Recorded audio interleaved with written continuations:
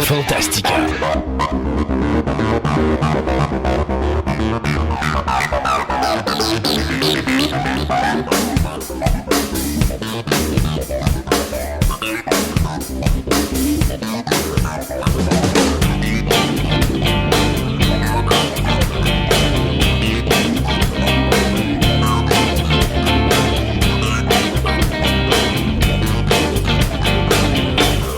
Bienvenue à vous tous à cette version abrégée de l'émission intitulée Fantastica. Mon nom est Christophe Lassens et il me fait grand plaisir de vous accueillir aujourd'hui pour vous présenter une des multiples chroniques réalisées dans le cadre de notre émission radio qui existe depuis 2003. Fantastica est une émission radio diffusée sur le web dans laquelle je m'entretiens pendant plus de 3 heures avec de nombreuses personnes qui nous parlent de diverses passions qui occupent notre quotidien de tous les jours. Au cours des années, nous avons amassé plusieurs centaines d'entrevues que nous vous présentons ici de façon individuelle avec des sujets qui passeront du cinéma à la musique, du jeu vidéo au comique et la bande dessinée, sans oublier des univers tels que l'astronomie, la mythologie, l'archéologie, la littérature, le paranormal et bien d'autres sujets. De plus, je vous présenterai également de multiples entrevues que j'ai réalisées avec diverses célébrités de différents milieux. Notre chroniqueur en anthropologie, Martin Hébert, nous parle ici de l'une des plus grandes œuvres de science-fiction à avoir été réalisée. On parle ici bien sûr de 2001, l'Odyssée de l'espace, dans une chronique dans laquelle Martin va pouvoir parler de l'évolution de la race humaine à travers l'œuvre qu'est 2001, A Space Odyssey.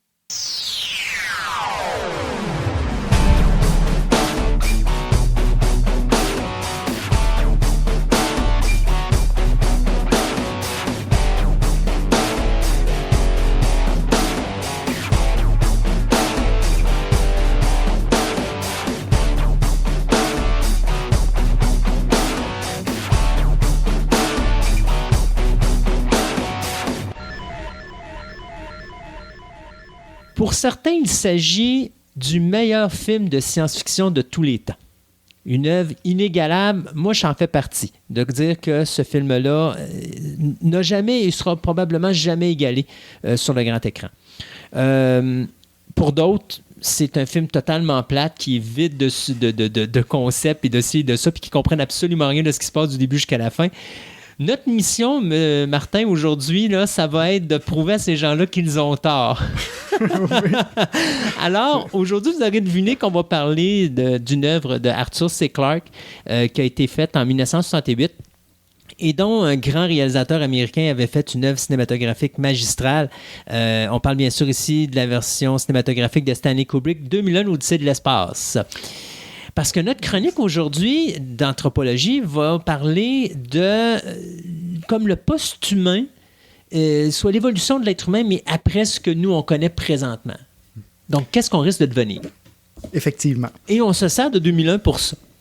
Juste faire une histoire courte là, pour que parce que moi, je ne suis pas un lecteur. Donc, tout le monde qui me connaît savent que moi et la lecture, on n'est pas compatibles pour Saint-Saëns.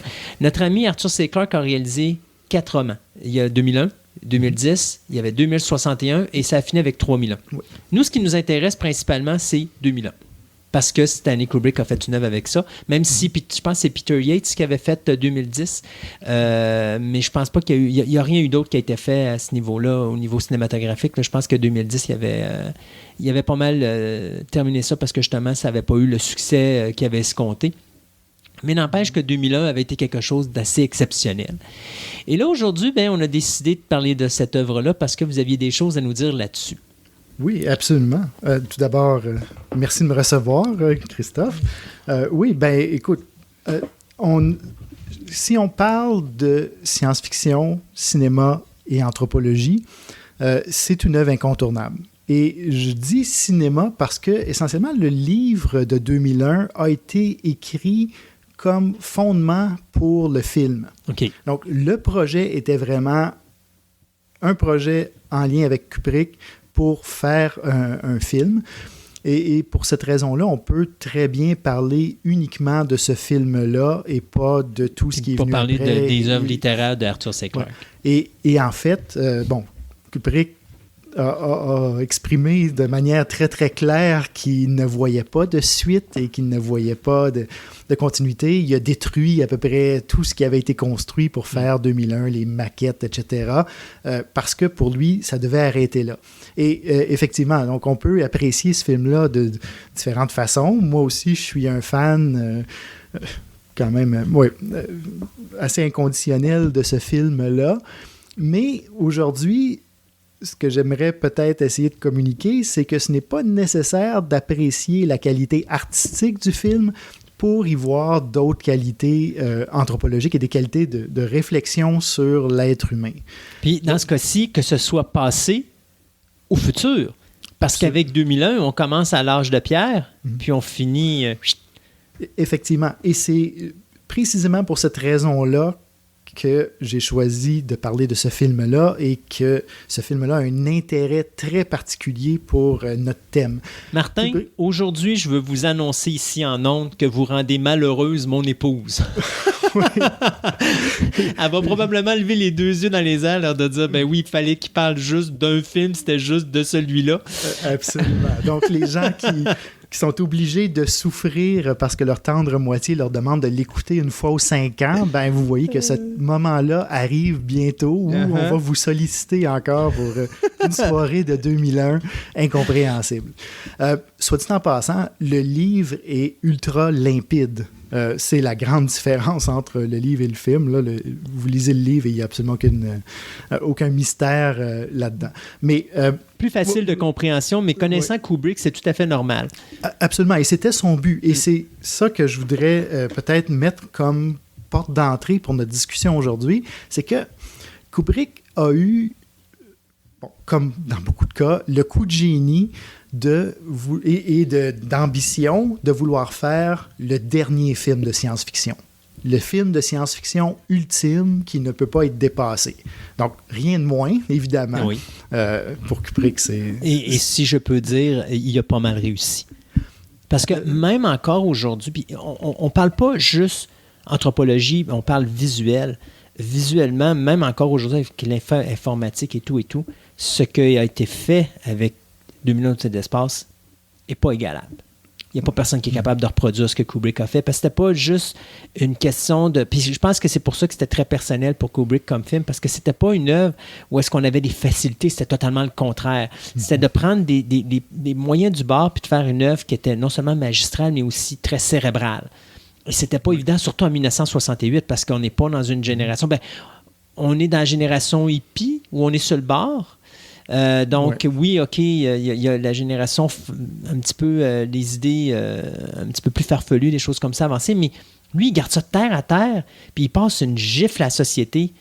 Mais, en tout cas, pour moi, parce que 68, je ne vous cacherai pas, je pense que je venais d'avoir 1 an quand le film est sorti, ou j'étais sur le bord d'avoir 1 an, donc je n'ai pas connu ça, mais je suis capable d'imaginer la mentalité des gens de cette époque-là et la paire de claques qu'ils ont ramassées en plein visage lorsqu'ils ont été voir ce film-là, puis s'asseoir dans la salle, puis absolument dire « OK, qu'est-ce qu'on vient de voir là? » Absolument. Et surtout, je pense que si 2001 était sorti... aujourd'hui, dans les cinémas, personne n'en avait jamais entendu parler avant, ce serait encore le film de science-fiction. Oui. Donc, ce serait encore le succès magistral que ça l'a été. Mais si vous le comparez au film de science-fiction de son époque et de ce qui est venu un peu avant, c'est un saut quantique absolument incroyable. Au point de vue visuel, au point de vue aussi, effectivement, d'amener une science-fiction sérieuse.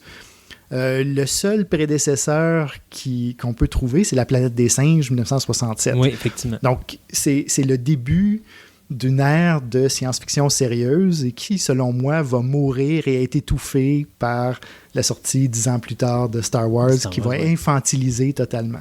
Donc, on pourra en parler à un autre moment donné, mais il y a une décennie là, entre 1967 et 1977 où on pensait que la science-fiction au cinéma pouvait être sérieuse et devait être sérieuse. Sérieux, puis sombre aussi, parce qu'il n'y avait pas de science-fiction très légère. Pensons à Soleil Vert,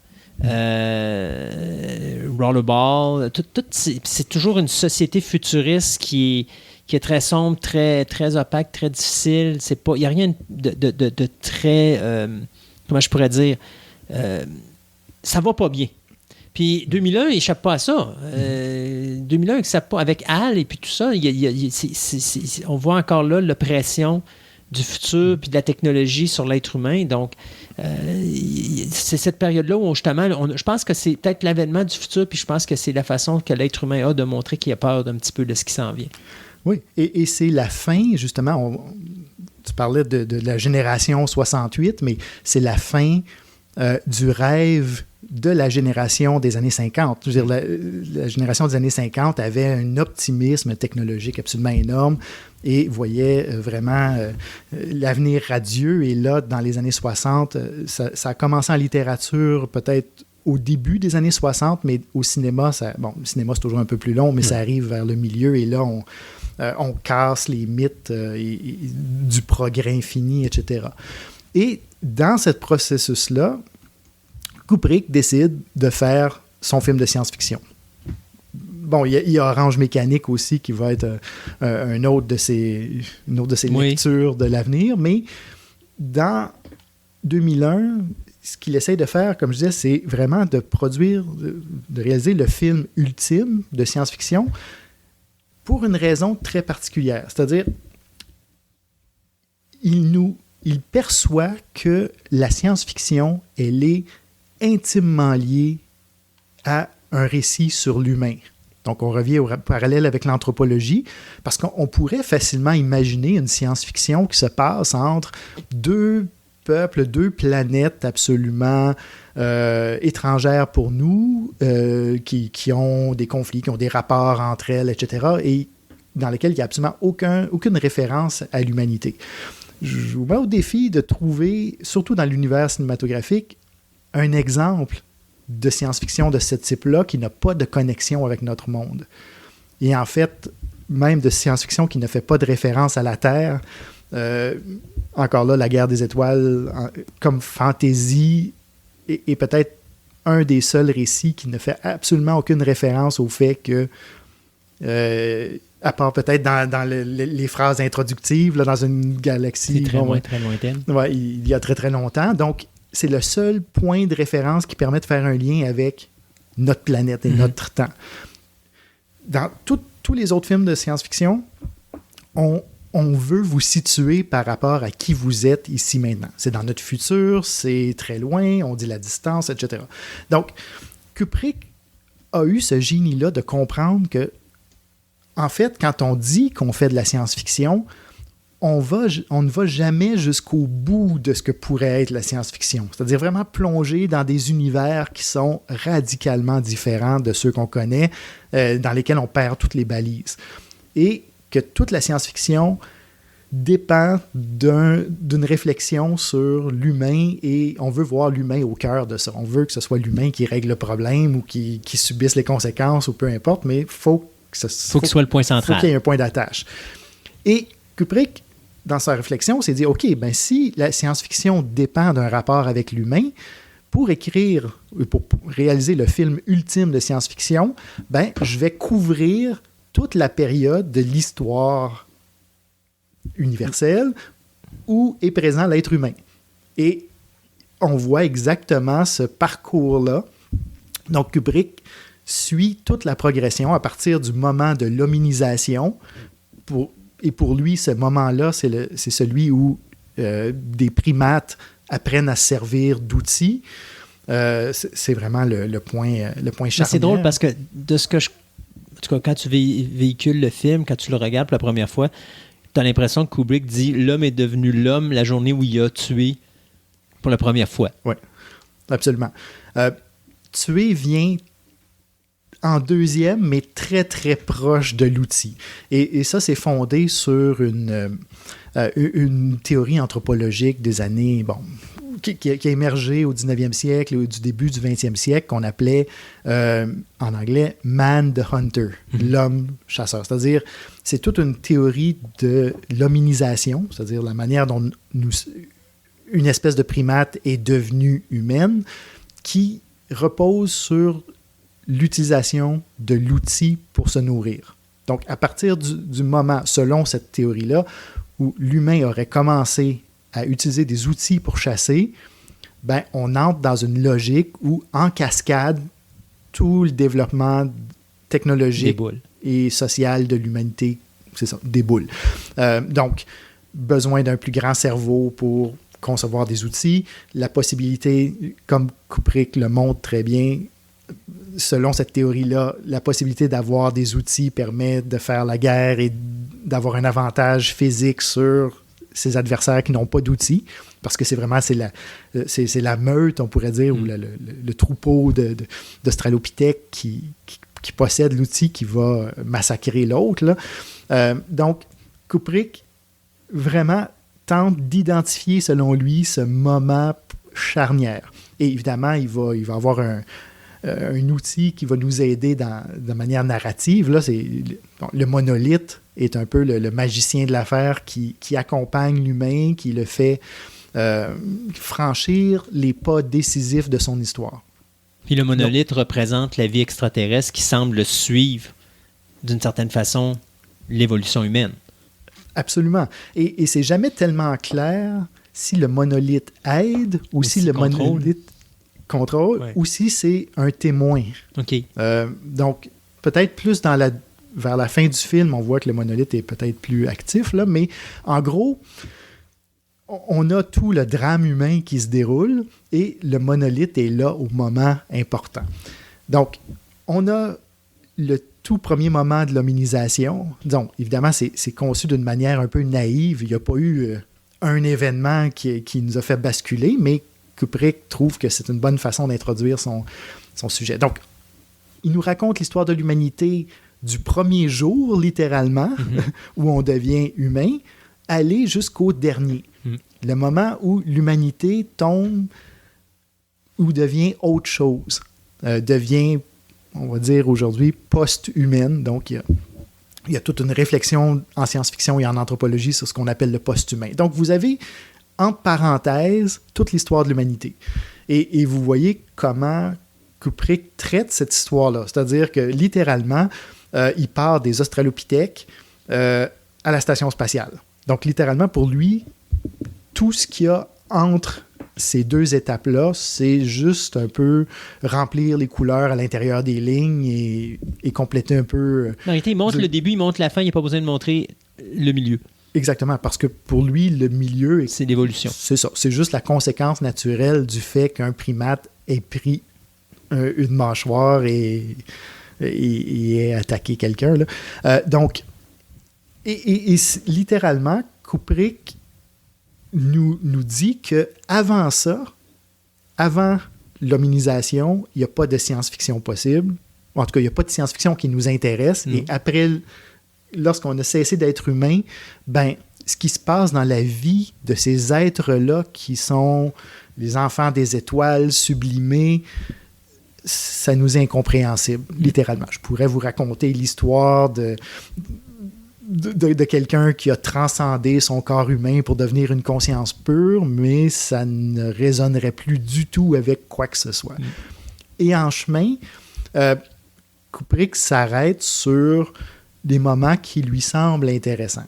Donc, il y a évidemment... Donc, l'étape charnière, c'est quand l'humanité quitte la Terre, donc devient une espèce qui voyage hors de son berceau. Donc un début d'une nouvelle évolution de l'être humain. Exactement. Puis d'ailleurs, c'est ce que je trouvais vraiment beau dans le geste où est-ce que le singe, l'homme de caverne jette son os dans les airs, puis que soudainement, ça devient le vaisseau spatial. C'est comme, il envoie l'humanité, dans son évolution, il envoie l'humanité carrément dans l'espace, puis là, à ce moment-là, on tombe comme un deuxième degré de l'évolution humaine.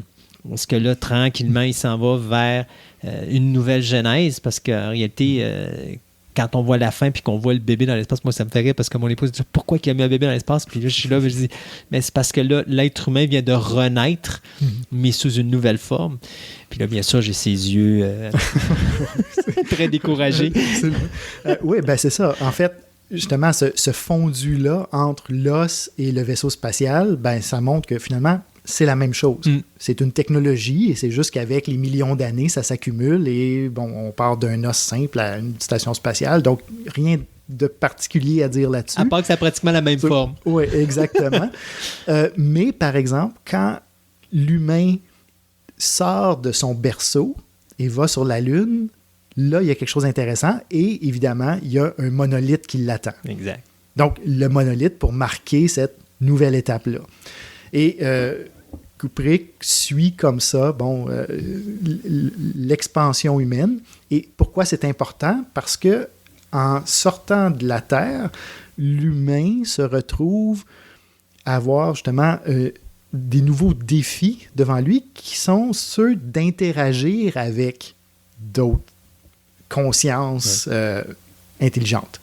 Donc, dans 2010, juste une petite parenthèse, mais on va introduire les consciences animales dans ce débat-là pour nuancer un peu puis dire, ben, finalement, l'humain était déjà en contact avec des consciences, mais dans la vision de Kubrick, le vrai contact avec une autre conscience débute au moment où on sort, on met le pied sur la Lune, et mettant le pied sur la Lune, encore là, ben, quand il tombe face au monolithe. OK. Exactement. Les autres planètes, c'est juste des étapes. Et là, à partir de ce moment-là, on voit quelque chose d'intéressant, encore là, extrêmement intéressant d'un point de vue anthropologique, c'est-à-dire que Kubrick prend deux exemples de conscience extraterrestre et les contraste avec la nôtre, en disant, ben, finalement, en mettant le pied dans le cosmos comme ça, l'être humain va se trouver en contact avec des consciences qui sont infiniment plus développées que la sienne, donc la civilisation des monolithes qu'on ne peut pas comprendre, qui sont littéralement qui semblent être presque magiques, là, et Clark a parlé de ça, je veux dire, comment des technologies suffisamment avancées nous paraissent toujours comme étant de la magie. Ben, les monolithes représentent cette magie-là. Et donc, cette civilisation qui nous dépasse infiniment. Et de l'autre côté, l'humanité est aussi confrontée à des espèces émergentes. Donc, tout le... ce qu'on appelle l'intelligence artificielle. Parce que je pense que vous alliez parler de HAL. Ou... Oui, ben c'est justement, Kubrick nous fait un inventaire de ce qui est humain et de ce qui est à la frontière de l'humain. Et évidemment, dans cet inventaire-là, ben, l'intelligence artificielle est incontournable. Et là, on voit comment, au départ, HAL, qui est un serviteur essentiellement, va devenir un compagnon, un égal et un maître bourreau. Il se crée une conscience. Parce que moi, c'est ça que je vois. Il évolue tranquillement pas vite. Ou est-ce que là, au début, il passe comme, comment je pourrais dire, un serviteur à je veux être. Parce que la séquence où est-ce que justement Hal est sur le point d'être débranché, où tu vois qu'il a peur, puis parce que justement, il est conscient de ce qui arrive, puis il est conscient qu'il va peut-être disparaître, puis cesser d'être. Mais c'est une entité artificielle, c'est pas supposé être une entité réelle. Donc, quelque part, tu vois qu'il y a quand même l'évolution de cet être-là qui, au début, était... On a parlé dans une chronique précédente de « Qui sommes-nous? Qui sont-ils? » C'est exactement ça, là. C'est l'être humain, c'est nous, mais tout le reste, c'est eux. Absolument. Et dans ce cas-ci, le « eux » a plusieurs formes, effectivement. La civilisation qui nous dépasse, HAL aussi, parce que HAL, au départ, est fait pour simuler un être humain. Bon, il va jouer aux échecs, il a un sens de l'humour, mais très rapidement, on se rend compte qu'il est fondamentalement étranger à l'être humain aussi, c'est-à-dire que HAL développe son propre code moral. Il n'est pas cruel, il ne veut pas faire de mal nécessairement, mais il comprend les choses d'une manière telle qui fait qu'en bout de ligne, ben, il va tuer des gens, il se transforme en monstre de notre point de vue, mais du sien, non. Donc, effectivement, donc là, HAL, qui est très familier au départ, devient radicalement différent. Et aussi, il faut parler du pas final, c'est-à-dire où l'humanité, étant en contact avec le cosmos, se fait dire aussi de ne pas aller sur la Lune Europe, la Lune de Jupiter, parce qu'il y a une conscience, il y a une conscience émergente là. Donc, on hérite de nouvelles responsabilités dans le cosmos, qui est de préserver ce que disons, les autres consciences qui émergent, mais aussi l'humanité continue son chemin et la porte de sortie, au terme du film, ben, c'est justement l'humain qui devient autre chose, littéralement. Et là, Kubrick s'est amusé à laisser ça aussi ouvert que possible parce que, de toute façon, on ne peut pas comprendre ce rapport-là. Et donc, il a créé une boîte vide, essentiellement, ou en tout cas une sorte de délire psychédélique où chacun peut y mettre interpréter ce qu'il veut, c'est ça. Oui, donc est-ce qu'on devient des êtres de pure énergie, des êtres entièrement spirituels, des êtres dotés d'une intelligence et d'un pouvoir supérieur? Ben, une chose est sûre, c'est qu'on se retrouve dans un univers où le temps n'existe plus. Parce qu'à un moment donné, on a notre héros qui est d'un certain âge, après ça, qui finit couché dans un lit parce qu'il est sur le bord de la mort, mais finalement, il revient à la vie parce que finalement, il revient comme un enfant. Absolument. Et avec l'humanité, va disparaître, effectivement, l'histoire. Donc, on commence avec la préhistoire, donc le début de ce qu'on appelle l'histoire humaine, et on termine avec, justement, la fin de cette histoire humaine-là, où, effectivement, le temps n'a plus de sens, le temps n'est plus pertinent, disons, parce que il y a une transcendance, là, et là, c'est souvent ça qui fait soit décrocher les gens, ou dans les années 60...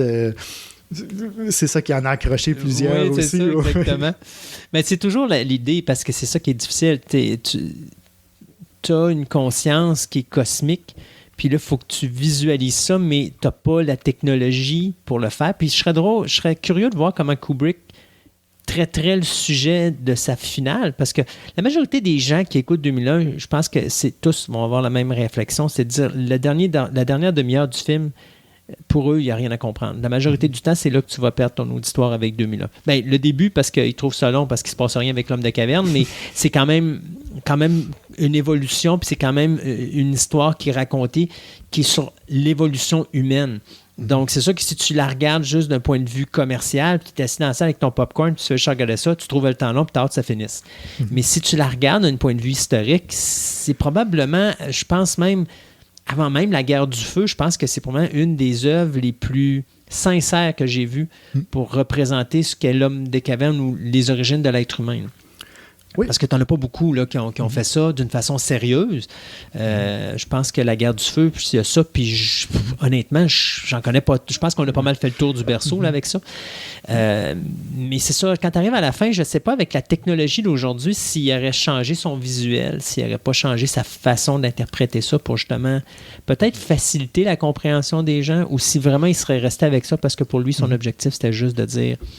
Faites ce que vous voulez faire, pensez à ce que vous voulez faire. Ça, c'est ma façon de vous faire évoluer dans mon film. C'est vous devez vous-même trouver votre. Comme ça. Deux choses. C'est-à-dire, tout d'abord, Kubrick a travaillé avec les paléoanthropologues peut-être les plus proéminents de son époque. Et aujourd'hui, évidemment, l'image qui aurait présenté de notre préhistoire aurait été radicalement différente. On ne la voit plus comme ça. Donc, il voulait vraiment avoir les interprétations les plus à jour. Par contre, ce qui ne changerait pas et qui rend le film difficile, mais aussi extrêmement intéressant, c'est que on a parlé, de l'humanité, de la période d'existence de l'humanité. On a parlé de la période d'existence de l'histoire, mais avec ça, il y a une troisième couche qui est le langage. Donc, l'utilisation du langage, elle est associée à l'humain. Et c'est pour ça qu'au début du film, il y a beaucoup de gens qui sont irrités parce que c'est juste des grognements. Mais à la fin du film aussi, le langage disparaît. Et là, vous avez des 10-12 minutes sans une parole, juste des lumières, parce qu'on a dépassé ce que le langage humain est capable d'exprimer. Et ça, c'est un message clé de cet ouvrage, de l'ouvrage et du film surtout, de vous faire vivre cette expérience d'être complètement désorienté parce que votre outil principal pour faire sens du monde ne fonctionne plus. Donc, encore dans ce sens-là, on touche à un élément central de la réflexion anthropologique sur lequel Kubrick joue vraiment comme un maître.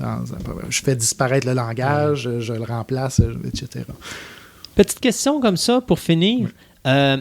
Sur la Lune, lorsque les cosmonautes trouvent le monolithe et qu'il y a ce bruit qui sort. Est-ce que c'est pas une sorte de langage également?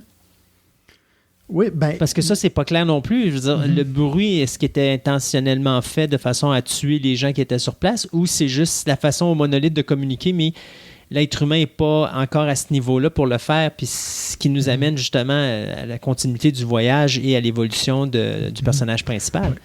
On peut comprendre ça comme une tentative de communiquer, parce que dans le livre, c'est un peu plus clair où, en fait, le test de l'humanité, c'est pas juste d'arriver sur la Lune, mais c'est de déterrer le monolithe. Donc, c'est comme si le monolithe était programmé pour s'activer au moment où la poussière sur lui est enlevée. Et effectivement, c'est ce qui arrive. Bon, on voit, ils sont dans une fosse en train de creuser. Et quand il est complètement dégagé, ben là, il se met à envoyer un signal pour les humains, mais probablement aussi un signal pour... dire, OK, ils sont rendus à cette étape-là. Exactement. Et c'est à partir de ce moment-là que les informations commencent à se rendre à l'humanité. Donc, probablement ici qu'il y a une tentative de communiquer à la fois avec les humains et à la fois avec les créateurs du monolithe, là. Martin, j'espère qu'on a convaincu les gens qu'on pouvait regarder ça d'une façon plus intéressante, le 2001 l'Odyssée de l'espace. C'est une mission à vie, ça. Martin, un gros merci pour cette chronique. Et puis, on va se dire à la prochaine. À la prochaine. Bye-bye.